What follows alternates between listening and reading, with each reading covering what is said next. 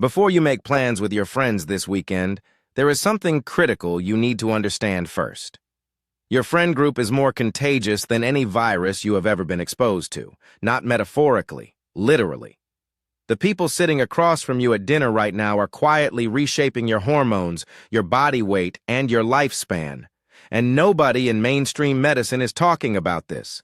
A landmark 32-year study published in the New England Journal of Medicine tracked 12,067 people and found that if your close friend becomes obese, your own risk of obesity jumps by 57%. Not because you share a gym or a fridge, because you share a social reality. Your brain is being reprogrammed every single time you walk into a room full of people you love.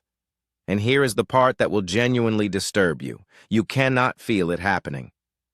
Stay with me, because what I am about to show you changed how I live my life. Here is what is actually at stake, and I need you to take this seriously. You have been told your health is about what you eat and how much you exercise. That is the story your doctor tells you in a 7-minute appointment. That is the story the wellness industry sells you with supplements and gym memberships. But researchers at Harvard Medical School, after analyzing decades of longitudinal data, concluded that social relationships are one of the most powerful determinants of physical health outcomes, more predictive than cholesterol levels in some populations. Let that land for a second.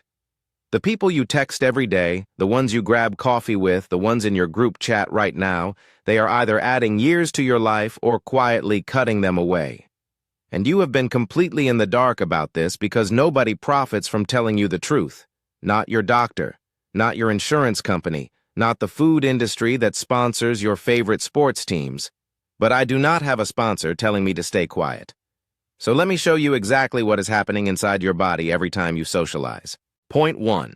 Stress is literally airborne in your social circle. In 2018, researchers at the University of British Columbia published a study showing that simply being in the presence of a stressed person elevated cortisol levels in observers. Even when the stressed person said nothing about what they were feeling, your body detected it. Through micro-expressions, through vocal tone, through something scientists are still working to fully understand. Now think about that friend you have who is always in crisis mode, the one who is always overwhelmed, always venting, always running on empty.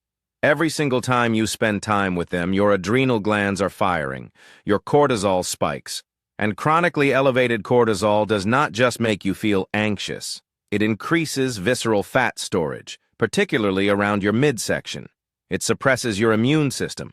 It accelerates cellular aging by shortening telomeres, the protective caps on your DNA. A 2004 study by Dr. Alyssa Epel at UCSF found that chronic psychological stress was directly correlated with telomere shortening equivalent to 9 to 17 additional years of cellular aging. 9 to 17 years from stress that you may be absorbing from someone else's life. Pattern, interrupt, because I know what you are thinking right now. You are thinking this means you should cut toxic people out. And I will get to that. But the answer is not that simple, and if you leave now, you will miss the most important piece. Point 2. Your friends are controlling what you put in your body, and you are giving them full permission without realizing it. Behavioral economist Brian Wansink at Cornell spent over 2 decades studying eating behavior. One of his most replicated findings: people eat 35% more food when dining with one other person compared to eating alone. With a group of 7 or more, that number climbs to 96%, nearly double your normal intake, every single time. And it is not just quantity, it is quality.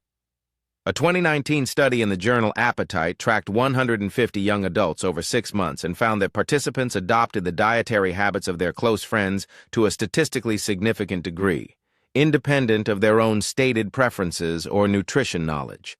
You can know exactly what you should be eating. You can have done the research, you can have watched every health video on this platform, and you will still drift toward the eating patterns. Point 3. Your social life is destroying your sleep architecture, and most health professionals are not connecting these dots for you. The average American adult is getting 6.8 hours of sleep according to Gallup data from 2022. The recommended minimum is 7 to 9 hours. And here is the part nobody talks about. Late social events, group chats, pinging at midnight, the pressure to stay out because everyone else is, these are social sleep disruptors that are operating completely below your conscious awareness. Dr. Matthew Walker, neuroscientist and author of Why We Sleep, describes chronic sleep deprivation as the most damaging public health crisis of our time. And your social calendar is one of the primary drivers. Here is what happens inside your body when you consistently sacrifice sleep for social connection. Human growth hormone secretion drops, the hormone responsible for cellular repair and muscle synthesis. Leptin falls and ghrelin rises, the hunger hormones that regulate appetite flip, making you eat more the next day. Your prefrontal cortex, the part of your brain responsible for decision-making and impulse control, operates at significantly reduced capacity, which means the version of you showing up to social events sleep-deprived is also the version most likely to make poor food and alcohol choices once you get there. It is a self-reinforcing loop, and your friend group is the engine running it. Point 4. Your social circle has normalized a substance that your doctor is almost certainly underestimating in your chart. In January 2023, the World Health Organization issued a statement that made very little mainstream news. It said, and I am quoting directly, "There is no safe level of alcohol consumption when it comes to cancer risk. None." And yet, according to a 2021 survey published in the American Journal of Preventive Medicine, people who socialize frequently with moderate to heavy drinkers are 3 times more likely to describe their own alcohol consumption as normal, regardless of their actual intake volume. Your friend group sets the reference point for what normal looks like. If your circle has 3 drinks on a Tuesday and calls it a casual night, your brain recalibrates. What was once a red flag becomes background noise. Alcohol disrupts your gut microbiome within 24 hours of consumption. It suppresses REM's. Point 5. And this is the one that will genuinely surprise you. Having a large social network can actually make you more biologically lonely, and that distinction is killing people. Dr. Vivek Murthy, former U.S. Surgeon General, released a landmark advisory in 2023 declaring loneliness a public health epidemic. But here is the nuance that gets lost in the headlines. His research, along with work from Dr. John Cacioppo at the University of Chicago, shows that it is not the quantity of social contact that determines loneliness's biological impact. It is the quality of felt connection. People surrounded by acquaintances, the kind of social life that looks full from the outside, lots of events, lots of plans, lots of group photos, can still trigger the same neuroinflammatory response as complete social isolation.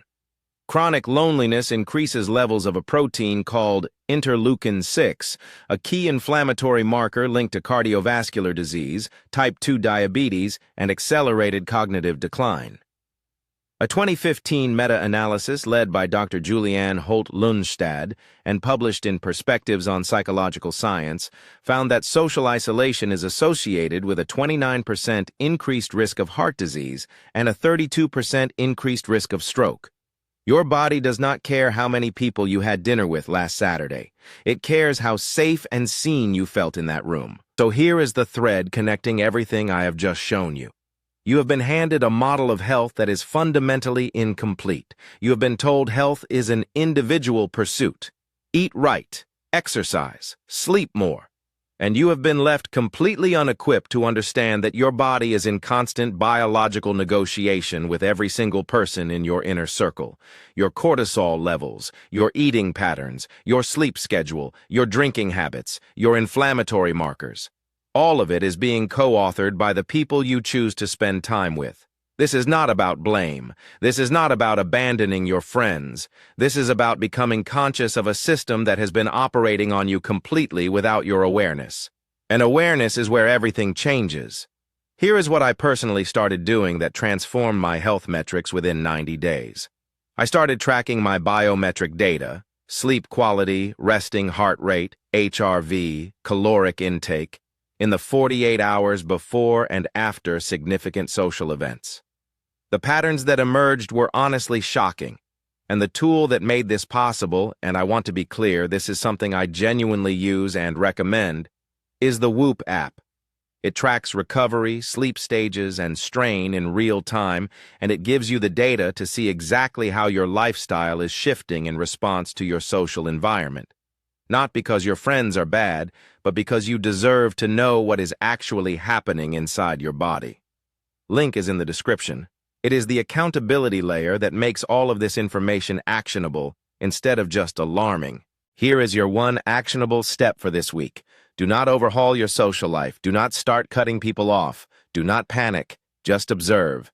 For the next 7 days, I want you to do a simple audit. Write down the 5 people you spent the most time with this past month. Next to each name, write 3 words that describe how you feel after spending time with them. Energized or drained, clear or foggy, motivated or defeated. Then look at your actual health behaviors in the 24 hours following time with each person. Did you sleep well? Did you make nourishing food choices? Did you move your body? Did you drink more than you intended to? You do not need a Harvard degree to see the patterns. You just need the willingness to look, because your health is not just what you do in private. It is who you surround yourself with in public. The New England Journal of Medicine study I mentioned in the opening, the one tracking 12,067 people across 32 years. It also found the reverse is true.